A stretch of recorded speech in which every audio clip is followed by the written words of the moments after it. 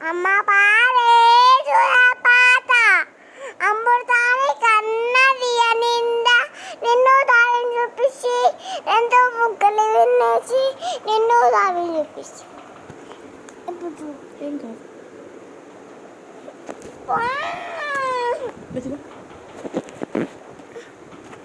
అమ్మ పారే పాత అమృతాన్ని కన్నది నిండా నిన్ను దారిని చూపించి రెండు ముక్కలు వినేసి నిన్ను దారిని చూపించి